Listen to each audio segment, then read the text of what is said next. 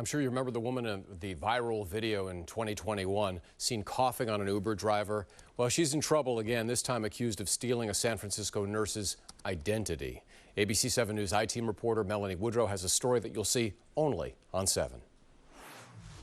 This is a story that spans 3 cities on 2 coasts. Just instantly was like, this can't be right. And centers around one very memorable suspect.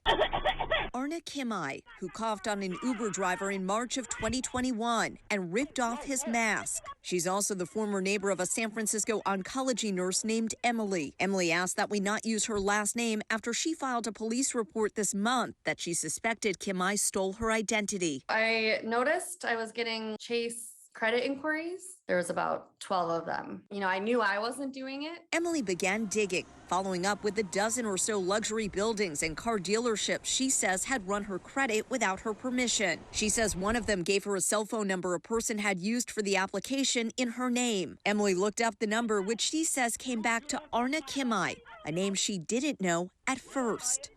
When she Googled the name, it wasn't just this viral video that caught Emily's attention. It was that she recognized Kimai as her former neighbor from when she lived in Los Angeles in September. To find out that that's the person that was targeting me was just crazy to me. Emily says the two never spoke beyond maybe a head nod in the hallway. This is real, like this person is really using my identity and now I know who it is. Emily says Kimai got a Miami penthouse apartment in her name at this building and even set up an electric account with Florida Power and Light in her name as well. She filed police reports with SFPD, Miami PD, and the U.S. Postal Inspection Service detailing her claims. ABC 7 News shot this video of Miami police outside the building. A spokesperson for Miami PD confirms their economic crimes unit has obtained an arrest warrant for Kimai. The charges: grand theft, organized scheme to defraud, and fraudulent use of personal information. A spokesperson for the Miami Buildings Management Company said in an emailed statement in part, quote, "We are aware of an incident where a resident allegedly used a fake identification to rent an apartment. We are fully cooperating with the police in their investigation." I think it's really